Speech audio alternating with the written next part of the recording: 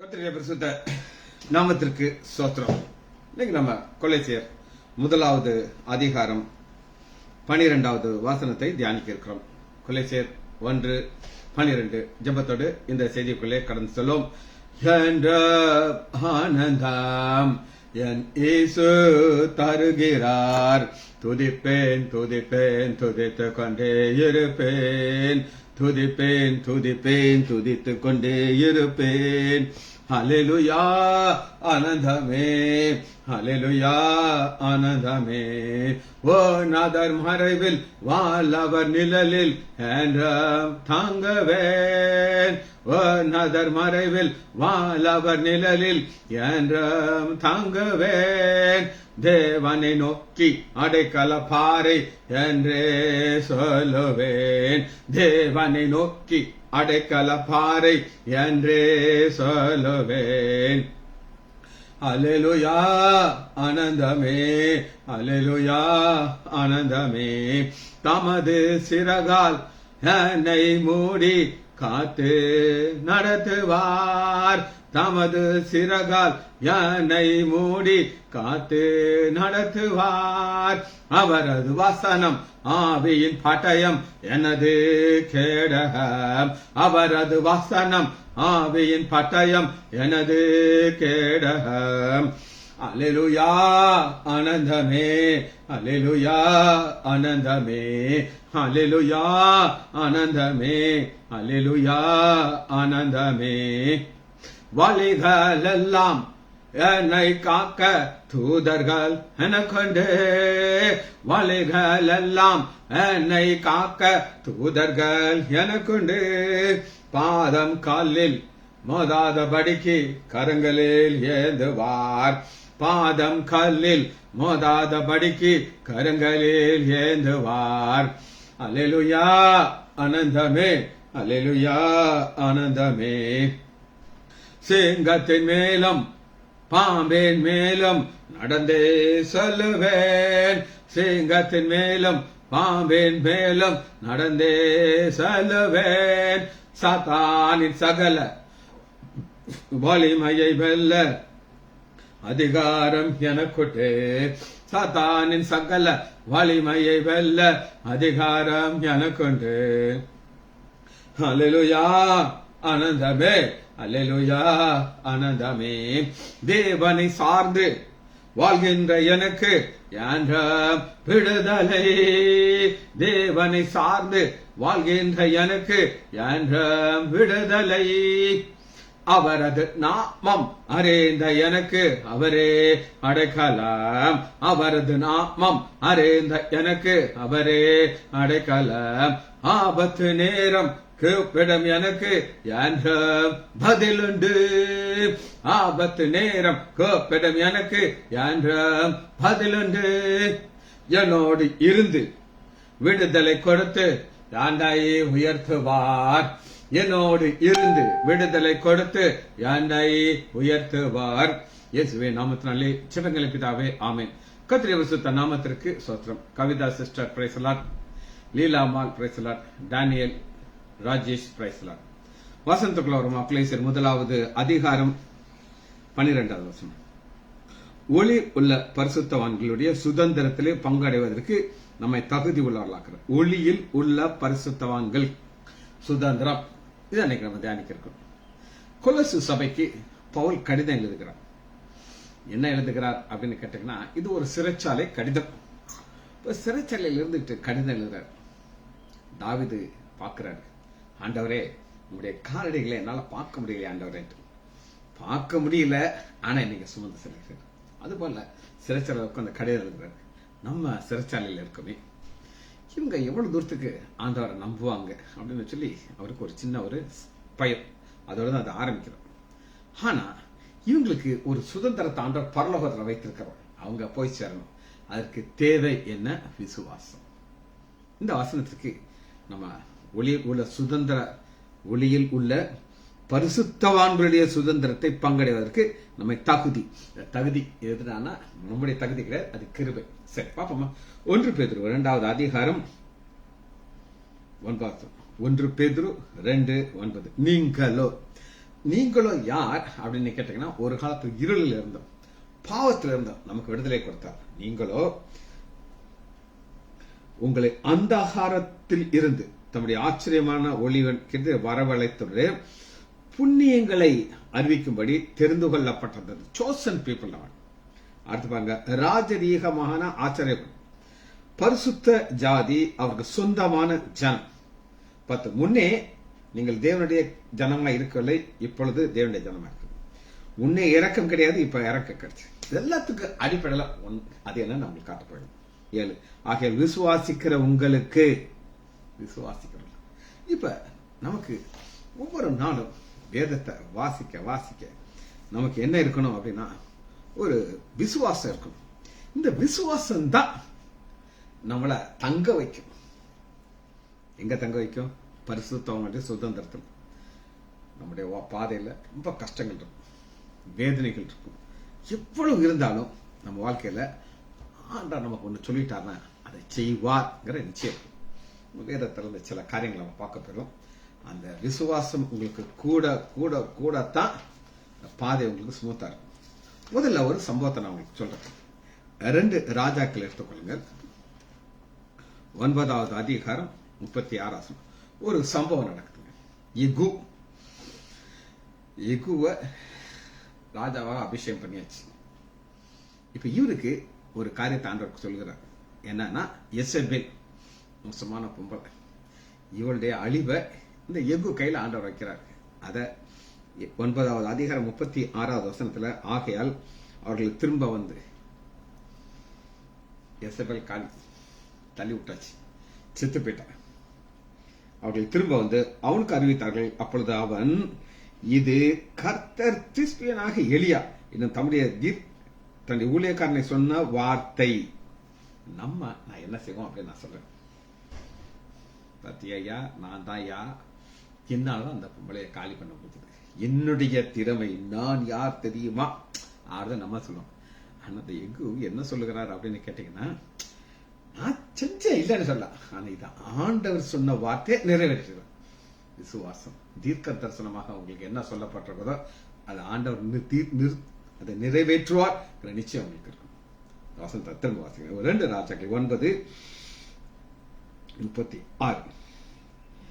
இது கர்த்தர் மகிமையை ஆண்டவர் கொடுக்கிறார்.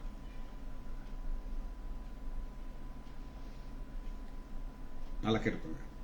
இது கர்த்தர் திஸ்பியனாக எலியா என்னும் தம்முடைய ஊழியக்காரனை கொண்டு சொன்ன வார்த்தை. எசேபேல் இஸ்ரேல் நிலத்திலே நாய்கள் தின்னும். இது எப்ப சொன்னார் அப்படின்னு நான் உங்களுக்கு காட்ட போகிறேன். வாசிப்போமா? எலியா சொன்ன எலியா படத்துக்கு போயிட்டு 1 ராஜாக்கள் 21வது அதிகாரம் 19வது வசனம். நீ அவனை பார்த்து, அது இப்ப என்ன நடக்குது அப்படின்னு கேட்டீங்கன்னா, ஒரு திராட்சை தோட்டம் அது கிடைச்சிருச்சு, கொலை பண்ணியாச்சு, ஓனரை கொலை பண்ணியாச்சு. நாபோத், நீ அவனை பார்த்து, அப்ப அவன் உள்ள வந்துகிட்டு இருக்கான். ஆண்டவர் எலியாட்ட பேசுகிறார். நீ கொலை செய்து எடுத்துக்கொண்டதில்லை என்று கர்த்தர் சொல்லுகிறார். அவர் என்ன சொல்லிட்டாருப்பா? ஆண்டவர் பேசுகிறார். சொல்கிறார், நாய்கள் நாபோத்தின் ரத்தத்தை நக்கின செலுத்திலே உன்னுடைய ரத்தத்தையும் நாய்கள் நக்கும் என்று கர்த்தர் சொல்லுகிறார். இந்த ஆகாப் யார் அப்படின்னு கேட்டீங்கன்னா, 23 எசேபேலை குறித்து கர்த்தர், எசேபேலுக்கு இதுதான் காரியம். என்ன சொன்னதார் அப்படின்னு கேட்டீங்கன்னா, நாய்கள் எசேபேல் மதில் அருகே அத்தே இது நடக்குது. என்ன நான் சொல்ல விரும்புகிறேன் அப்படின்னா, சொன்ன எலியா படத்துக்கு போயிட்டார். எலியா போனாலும் வார்த்தை போக, அது அவர் என்ன செய்யணும்னு நினைக்கிறாரோ அதை செஞ்சு முடிச்சுட்டு தான் திருப்போம். இந்த நிச்சயம் நமக்கு இருந்தா தான் பரிசுத்தவான்களுடைய சுதந்திரத்துல தங்கி இருக்க முடியும். நிறைய நம்ம இங்க இருப்போம், அங்கிட்ட போயிடுவோம். அந்த விசுவாசம் மட்டும் பாத்தீங்கன்னா, அப்படியே அந்த விசுவாசமாகிய கப்பல்ல தான் வேற சொல்லுது, அது திரும்ப வராது. சரி, இன்னொரு அன்றைய விசேஷமான ஸ்பெஷல் தோசை இருக்கும். இன்னைக்கு ஆண்டோடைய எக்ஸ்ட்ராடினரி ஒரு வல்லமை நம்ம பார்க்க போறோம். அந்த வல்லமை நம்ம தியானிக்க தியானிக்க தியானிக்க தான் நமக்கு என்ன வரும்? ஒரு தைரியம் இருக்கும். இல்ல என்னையும் ஆண்டவர் பரலோகத்துக்கு கொண்டு போய் சேர்ப்பார், அது அவருக்கு லேசான காரியம் அப்படின்னு சொல்லி ஏற்றுக்கொள்ளணும். யோபு 37வது அதிகாரம் 4வது வசனம். யோபு 37:4. சரி.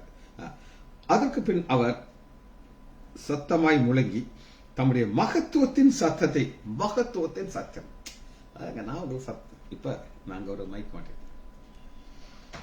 இது இல்லைன்னா வால்யூம் ரொம்ப குறையா இருக்கும். நான் பேசுறேன், உங்களுக்கு இந்த நேரம் கேட்குது. அது எப்படி முடியும்னா இது ஒரு டிரான்ஸ்மிஷன் நேரா போய் வருது. ஆனா இது அப்படிலாம் கிடையாது.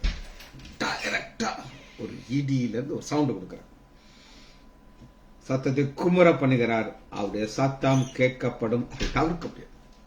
யாராவது ஒரு நிறைய பேர் சொல்றாங்க ஆண்டவர்கிட்ட பேசினதே இல்லை, ரைட்டு இல்லை, நான் சொல்றேன் பைபிள்ல பேசுறேன், அதுல சந்தேகம் கிடையாது. ஆனால் இடி சத்தத்தை உங்களால கேட்கலன்னு நீங்க சொல்ல முடியாது. இப்படி சொல்லுகிற அத ஆண்டவர் தன்னுடைய வல்லமையை எப்படி வெளிப்படுத்துகிறார் அப்படின்னு காட்டீங்கன்னா, 5 தேவன் தம்முடைய சத்தத்தை ஆச்சரிய விதமாய் குமர பண்ணி, அதுங்க ஆச்சரிய விதமாய் என்ன நான் உங்களுக்கு சொல்றேன். எல்லாத்தையுமே ஒரு டூப்ளிகேட் பண்ண முடியுமா? முடியும். உங்களுக்கு வந்து மிமிக்ரி அப்படின்னு சொல்லுவோம். அதாவது ஒரு சினிமா நடிகரை மாதிரி அல்லது ஒரு தலைவரை மாதிரி மற்றவங்க பேச முயற்சி செய்வாங்க, அப்படி பேசிடுவாங்க, அச்சா பேசுவாங்க. அதாவது இருந்தா உயிரோடு வந்துட்டானோன்றதால அந்த அளவு அழகா பேசுவாங்க, அது மிமிக்ரி அப்படின்னு சொல்லுவாங்க. ஆனா யாராவது ஒருத்தன் இதுவரை இந்த இடி சத்தத்தை மிமிக்ரி பண்ணியிருக்காங்க? முடியவே முடியாது. வேணா நீங்க டொங்கன்னு அடிச்சு காட்டலாம், அதை உங்களால் உண்டாக்க முடியாது. அதுதான் தேவன் தம்முடைய சத்தத்தை ஆச்சரிய விதமாய் குமர பண்ணி. ஏன்னா இந்த சத்தத்தை போடுகிற நான் என் பிள்ளைகளை நான் பாதுகாப்பேன், அவர்களுக்கு ஒரு இடத்துல கொண்டு சேர்ப்பேன். சரி, 36வது அதிகாரத்தில் பாத்தீங்கன்னா, பின்பு யெகூ பேசுறார். யெகூ பேசுறாருன்னா நல்லா கேட்டுக்கோங்க, யெகூ பேசுறாருன்னு இருந்தாலும் ஆண்டவர் பேசுகிறார், யெகூ மூலமாக பேசுகிறார். இந்த பைபிள்ல எல்லாம் ஷார்ட்டா தான் இருக்கும். ஆதியாகமம் 1வது அதிகாரத்துல, ஆதியிலே தேவன் வானத்தையும் பூமியும் சிருஷ்டித்தார், முடிச்சிட்டார். அது ஒரு பெரிய காரியம். சிருஷ்டிப்புங்கிற ஒரு பெரிய காரியத்தை ஒரு சென்டென்ஸ்ல ஆண்டவர் செஞ்சுட்டார், பேசி முடிச்சிட்டார். ஆனா இப்ப இவங்கள்ட்ட தேவன் என்ன பிரச்சனை பண்ணினார் கேட்டீங்கன்னா, இவங்க என்ன சொல்றாங்க, நீ நிதானமாக பேசவில்லை. ஆண்டோடைய கம்ப்ளைண்ட் என்ன அப்படின்னு கேட்டீங்கன்னா, நீங்க என்ன செய்யல, பேசுனீங்க. பாருங்க 42வது அதிகாரம் 7 கர்த்தர் இந்த வார்த்தைகளை யோபோடு பேசும்போது தேமான எலிப்பாசை என்ன சொல்றாருன்னா, உங்கள் 2 சிநேகிதர் மேலும் எனக்கு கோபம் இருக்கிறது, என் தாசனாகிய யோபனிடத்தில் நீர் நிதானமாக பேசுறீங்க. அதாங்க நிதானமா பேசுறது சொல்றேன். இப்போ ஒருத்தர் பிரச்சனையில மாட்டிக்கிட்டாங்க. நான் சொன்னேன் இது நடக்கும்னு சொல்லி, இது ஒன்னால முடியாது, நீ எல்லாம் என்னத்துக்கு அந்த வேலைக்கு வந்த, சும்மா இருக்க வேண்டியதானே. இதுக்கு பேரு நிதானமா பேசுறது கிடையாது. ஆனா ஒண்ணுமே இல்லை பிரதர், கவலையப்படாதீங்க, இது சரியாயிடும், ஆண்டவர் உங்களுக்கு உதவி செய்வார் அப்படின்னு சொல்லி சொல்றதான். அப்ப ஆண்டவர் உங்களுக்கு என்னன்னா, நிதானமா பேசுறதுன்னா, யோபோ நீ பாவி, கடவுள் உங்களோட இல்ல இருந்தா அதெல்லாம் வந்திருக்குமா, இதுக்கு பேர் நிதானமா பேச, பெயின் வேதனையா கூட்டி கூட்டி கூட்டி கொண்டு போறது. ஆனா ஆண்டவர் அதெல்லாம் செய்ய மாட்டார். என்ன செய்கிறார் அப்படின்னு கேட்டீங்கன்னா, வாசிப்போமா, யோபு 37வது அதிகாரம் 36:1.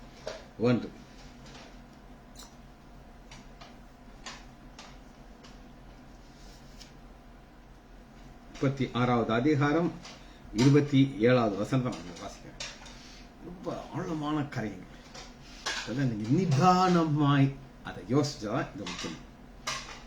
அவர் நீர்த்துளிகளை அணுவை போல ஏற பண்ணுகிறார், அவைகள் மேகத்திலிருந்து மழையாய் செய்யும். அப்ப ஒரு பலூன் இருக்கு, அந்த பலூன்ல காத்த உதவும், கொஞ்சம் கொஞ்சமா பெரியுது, கொஞ்சமா பெரியுது. உங்களுக்கு கொஞ்சம் ஞானம், காமன் சென்ஸ் இருந்தா இதுக்கு மேல ஊதுனா அந்த பலூன் வெடிச்சிடும், அதனால இதை நான் நிப்பாட்டிருக்கேன் அப்படின்னு தெரியும். அப்ப இது ஒரு காமன் சென்ஸ். ஆனா ஆண்டவர் என்ன செய்யறாருன்னா, எப்படி ஒரு பலூனை புஷ் புஷ் புஷ்னு பெருசாக்குறோமோ, மேகத்தை அந்த மேகத்துல இந்த நீர்த்துளிகளை ஏத்துறாரு, அப்படியே கொஞ்சம் கொஞ்சமா ஏத்துறாரு, கொஞ்சம் கொஞ்சமா ஏத்துறாரு, அணுவலை போல ஏற பண்ணுகிறார், அவைகள் மேகத்திலிருந்து மழையா சொரியும். இப்ப ஆண்டவர் என்ன செய்யறார் கேட்டீங்கன்னா, அதை ஏத்தும் பொழுது கொஞ்சம் கொஞ்சமா கொஞ்சம் அதெல்லாம் நமக்கு தெரியுமா, ஆண்டவர் செய்கிறார். அப்படிதான் பைபிள். அடுத்து அதை மேகங்கள் பெய்து மனுஷனுக்கு மீதியாக. மனுஷர்களுக்கு என்னத்தை மழை. ஒருத்தன் கண்ணீரோடு போற, எதை எடுத்துட்டு போற, தூருது. அவருக்கு என்ன ஆசை இருக்கும்னா, நான் விதைய தூறேன், ஆண்டவர் மழையை பெய்ய வைக்கும், பெய்ய வச்சா தான் எனக்கு விளைச்சல் கிடைக்கும், இல்லைன்னா அது அப்படியே மண்ணோட போயிடும். அடுத்து என்ன நடக்குது அப்படின்னு கேட்டீங்கன்னா, 37வது அதிகாரம் யோபு 14 37:14. யோபே, இதற்கு செவிகொடு. ஆண்டவர் அறியாத மனுஷன் பேசுறார். இவர் ஞானம் கிடையாது, ஆவியார் மூலமா பேச வைக்கிறார். தரித்து நின்று தேவனுடைய ஆச்சரியமானவர்களை தியானித்து பார். தியானித்து பார். எதை தியானித்து பார்க்க சொல்றாரு? தேவனுடைய கிரிகளை பாருங்க. 16 அவர் நீர்த்துளிகளை மேகத்தின் மேல் ஏற்றி, அப்படி நம்ம காத்த ஊத ஊத பெருசாகுது. அப்ப ஆண்டவர் ஏத்தி ஏத்தி ஏத்தி ஒரு ஸ்டேஜில் நீ ஏத்துனது போதும், இதுக்கு மேல ஏத்தக்கூடாது, எனக்கு தெரியும். இது என்ன அர்த்தம் அப்படின்னு கேட்டீங்க. ஒரு பின்னாடி ஒரு ஆவிக்குரிய அர்த்தம். 2000 ரட்சிக்கப்பட்டு 25 வருஷமா ஆண்டவனை பாதுகாக்கிறார். எத்தனையோ அற்புதங்கள். எனக்கு எந்த சோதனையில என்னால் நிற்க முடியும், இதுக்கு மேல நான் ஓடி போயிடணும். அப்படி அதனாலதான் என்னை பற்றி அணு அணுவாக ஆராய்ந்தவர் எனக்கு எவ்வளவு சோதனை கொடுக்கலான்னு அவருக்கு தெரியும். பாருங்க, தம்முடைய சுவாசத்தினாலே தேவன் குளிரை கொடுக்கிறார். அப்ப அவருடைய சுவாசம் செங்கடல் வழியா போகும்போது செங்கடல் ஃபுல்லா ட்ரை ஆயிடுச்சு. அது தர ஃபுல்லா ட்ரையா வட்டாந்திரை ஆயிடுச்சு. அதனால அதே சுவாசம், அதே ஆண்டவர் இங்க என்ன செய்றார்? குளிர் அனுப்புகிறார். அப்பொழுது ஜலத்தின் மேற்பரப்பு உறைந்து ட்ரை ஆயிடும். இந்த ட்ரை ஆனதுல அடுத்து என்ன செய்யறாருன்னு கேட்டீங்கன்னா, பண்ணுகிறார். அடுத்து தேவன் ஆச்சரியமான தன்னுடைய காரியத்தை 15. தேவன் அவர்களை திட்டம் பண்ணி தம்முடைய மேகத்தின் மின்னல்களில் தன்னுடைய மேகம். அடுத்து பாருங்க 16. இந்த 16ல என்ன பாத்தீங்கன்னா, ஒரு ஆச்சரியமான காரியம். ஃபுல்லா ஆண்டவருடைய ஒரு ஆச்சரியமான காரியம். இதை நம்ம தியானிக்கத்தான். அதான் சொல்றாரு, இதை தியானியாகிறார். மேகங்கள் தொங்கும்படி வைக்கும் நிறை. தொங்கும்படி வைக்கும் நிறைனா ஆண்டவர் அது கிளியக்கூடாது, தொங்கிக்கிட்டு இருக்கணும். ஏன் தொங்கிக்கிட்டு இருக்கணும்? அவர் எந்த இடத்துல என்ன மழை அனுப்புனாரோ, எந்த இடத்துல எதை அனுப்புனாரோ அந்த மேகம் அப்படி அங்க நிக்கணும். இருக்கு நம்ம ஊர்ல மழை பெய்யணும்னா அந்த மேகம் இங்கே நிக்கணும். காத்து அடிச்சு போச்சுன்னா எங்கேயா இருக்கணும். இப்ப சொல்ற கேட்டுக்கோங்க. நம்ம எதை தியானிச்சு கொண்டிருக்கிறோம் அப்படின்னு கேட்டீங்கன்னா, கொலேசியர்ல பரிசுத்தவான்களுடைய சுதந்திரத்தை தங்க வச்சுக்கிறோம். அந்தகார இருளில இருந்து ஆச்சரியமான ஒளிக்கு கொண்டு வந்துட்டார். இப்ப நாங்க தங்கி இருக்கிறதுக்கு விசுவாசம், அதான் உங்க காமிச்சோம். இந்த விசுவாசம் யார் மேல இருக்கணும்? நம்முடைய ஆண்டவர் மேல இருக்கணும். அவருக்கு என்னெல்லாம் வல்லமைகள் இருக்கு அப்படின்னு நீங்க தெரிஞ்சாதான் இன்னைக்கு நம்மளால நிற்க முடியும். அடுத்து பாருங்க, யோபு 37:16. மேகங்கள் தொங்கும்படி வைக்கும் நிறைவு. அப்ப இந்த வெயிட்டை ஏத்தி மேகத்தை அங்கே நிப்பாட்டி வைக்கிறார். நிப்பாட்டி வச்சுட்டு வைக்கிறது பூரண ஞானம் உள்ள அற்புதமான செய்கை. பூரண ஞானம். ஞானங்கிறது எல்லாருக்கும் வித்தியாசம் இருக்கு. ஒரு சர்ஜன் இருக்க, அவர் சர்ஜரி பண்ணும்போது ஆச்சரியமா பியூட்டிஃபுல்லா பண்ணிட்டாங்க. அதை உங்களால செய்ய தெரியாது, என்னால அந்த அளவு செய்ய முடியாது, அந்த அளவு ப்ரொஃபஷன் என்னால கொண்டு வர முடியாது. ஆனா ஆண்டவர் என்ன செய்தார் அப்படின்னு கேட்டீங்கன்னா, யோபு 37:17. தென்றலினாலே அவர் பூமியை அமர்த்த ஒரு கோல்டு காற்று அனுப்புகிறார். எதற்காக அப்படின்னு கேட்டீங்கன்னா, வாசிப்போமா?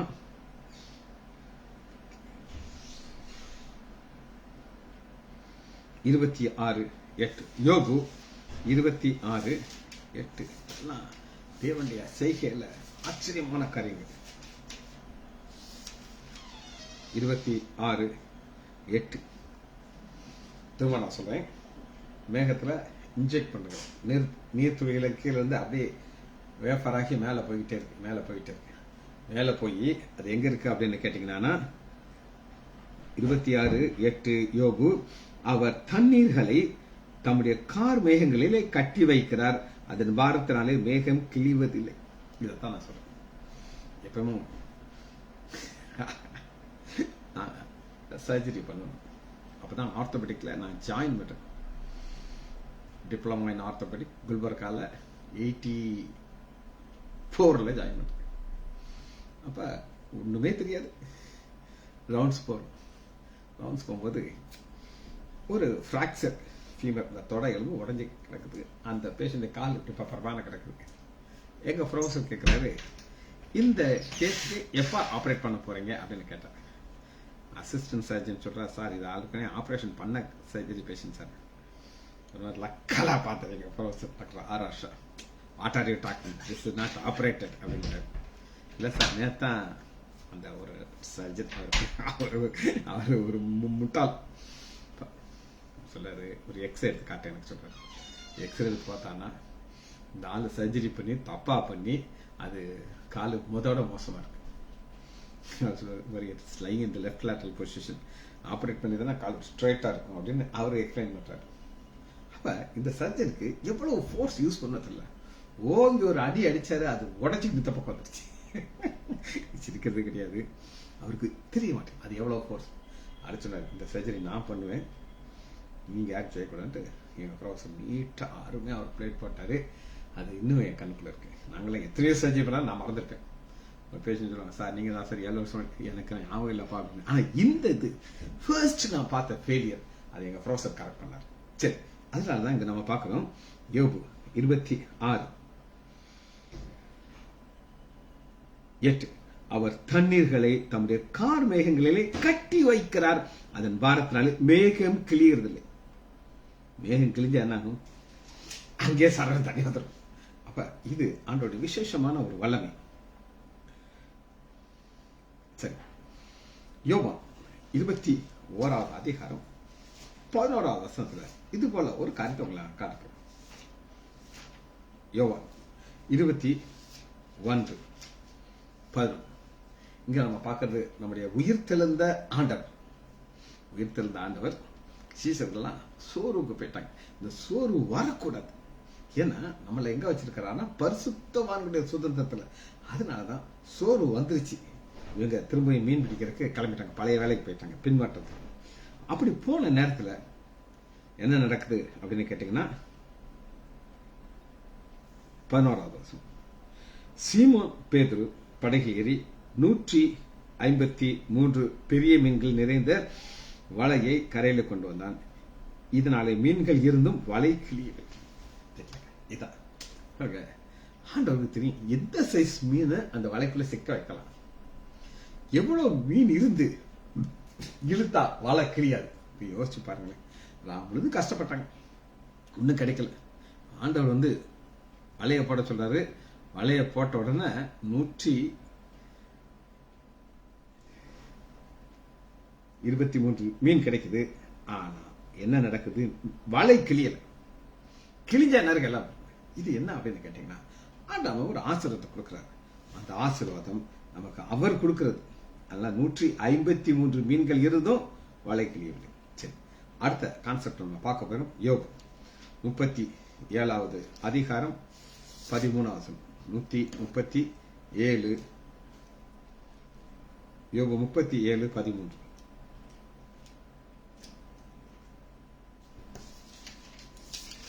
பாருங்க, இப்ப மேகத்துல வித்தியாசமான மேகத்தை உங்களுக்கு காட்ட போறேன். ஒன்றை தண்டனையாகும், ஒன்றை தமது பூமிக்கு உபயோகமாகும், ஒன்றை கிருபாக பண்ணுகிறார். இப்ப தண்டனை, இந்த தண்டனைங்கிற மேகம் யோபு மேல இருந்துச்சு. தண்டனை, அந்த தண்டனை எப்படி இதை ஆரம்பிச்சிச்சு அப்படின்னு நீங்க கேட்டீங்கன்னா, ஆண்டவர் யோபு ஆசிரிச்சு ஒரு பாதுகாப்பு, ஒரு வேலையை அடிச்சு வச்சிருக்கிறார். சாத்தானுக்கு அது பிடிக்கல. நான் சொல்றேன், ஆண்டவரே நீங்க வேலி அடிச்சு வச்சிருக்கீங்களா, அதை நைஸா எடுங்க, பிறகு பார்ப்போம். ஆனா ஆண்டு ஏற்றாரு, அது தூஷிக்கிறேன். இப்படிதான் பிரச்சனை ஆரம்பிச்சிச்சு. பிள்ளைகள் எல்லாம் செத்து போயிட்டாங்க, எல்லா ஆசிரியரும் போயிடுச்சு. கடைசியில் ஒரு ஓடு மட்டும் கிடைச்சிச்சு, அதை வச்சு சுரண்டிட்டு இருக்காரு. இப்படிப்பட்ட தண்டனை முடிஞ்சிருச்சு. புரியுதாங்க? ஃபர்ஸ்ட் என்ன பயிற்சி பாருங்க, ஒன்றை தண்டனை. இரண்டாவது தம்முடைய பூமிக்கு உபயோகம். பூமிக்கு உபயோகம்ங்கிறது என்ன அப்படின்னு கேட்டா,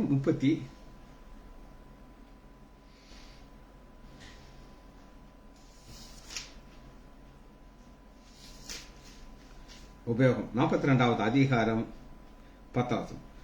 சிறையிருப்பை மாற்றினார், ஒண்ணு போயிடுச்சு, இரட்டிப்பான ஆசீர்வாதம். இன்னைக்கு ஆண்டவர் இந்த தண்டனை முடிஞ்சதுக்கு உடனே இரண்டாவது உபயோகத்தை வாங்கிறோம். இன்னைக்கு யோபு யாரும் பேச முடியாது, டபுள் ஆசீர்வாதம் வந்துருச்சு. அடுத்து பாத்தீங்கன்னா கிருபை. அது என்ன கிருபை அப்படின்னு கேட்டீங்கன்னா 16வது வசனம். இதற்கு பின்பு யோபு 145 வருடங்கள் உயிரோடு இருந்து 4 தலைமுறைகள் தன் பிள்ளைகளுடைய பிள்ளைகளையும் பார்த்தார். யோபுட்ட சாத்தான் மூலமாக மனைவி கொடுத்த ஆலோசனை என்னன்னா, தேவனை தூஷிச்சுட்டு ஜீவனை வேலையை முடிச்சுட்டான். ஆனா ஆண்டவர் உங்களை தலைமுறையை பார்க்க, நான் தலைமுறையை பார்த்துருக்கேன். நேற்று என் பேரன் ஸ்டீவ் வந்திருந்தான், நல்லா ஹைட்டா இருக்கான், அவனை பார்த்தாலே சந்தோஷமா இருக்குது. அப்ப கிருபையை வரப்பண்ணுகிறார், 4 தலைமுறையை பார்க்கிறார். 17வது வசனம் பாருங்க. யோபு நெடுநாள் இருந்து பூரண வயதுல மறுத்தாங்க. பூரண வயது. இந்த பூரண வயது வர வர ஆண்டவர் வச்சிருக்கிறது இந்த ஒரு ஆச்சரியத்தை காக்கிறதுக்கு. இந்த இதை நமக்கு ஒரு மேகத்தை அனுப்புறாரு. அந்த மேகத்திற்குள்ள ஆசீர்வாதத்தை அப்படி உள்ள ஏற்ற. எனக்கு ஒரு ஆசீர்வாதம், என் மனைவிக்கு ஒரு ஆசீர்வாதம், என் மகளுக்கு ஒரு ஆசீர்வாதம், பேரனுக்கு, இதெல்லாத்தையும் உள்ள பேக் பண்றாரு. அந்த மேகம் இப்போ உங்க மேல வரணும், என் மேல வந்த மேகம் உங்க மேல வரணும். உங்க மேல அப்படியே அது ஆசீர்வாதம் பொழியணும். அது தண்டனை மேகமாக இருக்கக்கூடாது, அது உபயோகமான மேகமா இருக்கணும். உங்களை கொண்டு மற்றவர்களுக்கு பிரயோஜனமா வச்சிருக்கணும். நீங்க ஒரு ஆலயத்துல போய் ஒரு செய்தி சொல்றீங்கன்னா நீங்க புரிஞ்சுக்கணும். என்ன புரிஞ்சுக்கணும்னா, ஆண்டவர் தண்டனைங்கிற மேகத்தை நகட்டிட்டார், இப்ப உபயோகங்கிற மேகத்துக்குள்ள வந்துட்டார். நான் ஆண்டவருக்கு உபயோகப்படுகிற பாத்திரமாக மாற்றிட்டார். இது கொடுக்க கொடுக்க கிருபையின் மேகத்தை கொடுத்துக்கிட்டே இருப்பார். அந்த கிருபையின் மேகம் கொடுக்க கொடுக்க கொடுக்க உங்களுக்கு மகிழ்ச்சி இருக்கும். அந்த மகிழ்ச்சி இருந்தால் தான் கொலைசீர் 1வது அதிகாரம் உங்களால இந்த இடத்துல தங்கி நிக்க முடியும். 12 ஒளியில் உள்ள பரிசுத்தவானுடைய சுதந்திரம். அந்த சுதந்திரத்தை நம்ம பெற்றுக்கொண்டே இருக்கணும்னா கிருபையின் மேகம் உழுந்துட்டே இருக்கும். நம்மை தகுதி உள்ளவர் ஆக்கிட்டாரு. தாவீதுக்கு ஒரு காரியத்தை சொன்னதை மட்டும் பார்த்துட்டு நம்ம இந்த செய்தியை முடிக்க போகிறோம். ஏசாயா 55வது அதிகாரம் 3வது வசனம்.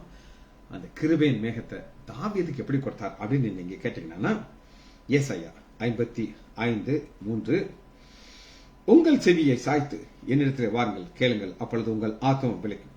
தாவீதுக்கு அருளின நிச்சயமான கிருபைகளை உங்களுக்கு நித்திய உடன்படிக்கை. தாவீது ரொம்ப விவரமானவர், அவரு பார்த்துக்கிட்டே இருக்காரு. சவுல் ராஜா 2 தப்பு பண்ணாரு. ஒண்ணு, பலி செலுத்தக்கூடாது, ராஜா செலுத்தக்கூடாது, ஆசாரியன் தான் செலுத்தணும். அவரு சாமுவேல் வரக்கு முன்னாடி முந்தி போய் பலி செலுத்தினாரு, மாட்டிக்கிட்டார்.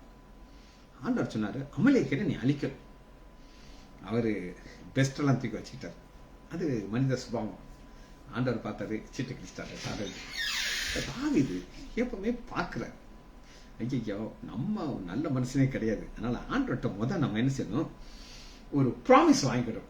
அது என்ன ப்ராமிஸ் கேட்டீங்கன்னா, ஆண்டவரே நீங்க தாவீதுக்கு நிச்சயமான கிருபையில, நிச்சயமான கிருபைனா தப்பு செய்வேன், அடி கொடுங்க, ஆனா என்னை அழிச்சுப்பாரு, நான் சமூகத்திலே இருக்கணும் அப்படிங்கிற ஒரு கிருபையை, நிச்சயமான கிருபையை வாங்கிட்டோம். அதை இப்ப உங்களுக்கு தெரியுங்க. நம்ம அதை பெற்றுக்கொண்டால் தான் நம்மளால தொடர்ந்து ஓட முடியும், ஜெயிச்சு முடிப்போமா? மகா இரக்கமும் கருணையுமுள்ள பிதாவே, உம்மை துதிக்கிறோம் ஐயா. அந்த ஹார இருளில் இருந்த எங்களை ஆச்சரியமான ஒளிக்கு அழைத்து வந்தீர்கள் ஐயா. இன்று நாங்கள் பார்க்கிற ஒவ்வொரு காரியம் நாங்கள் தொடர்ந்து பெற்றுக்கொள்ள வேண்டும் ஐயா.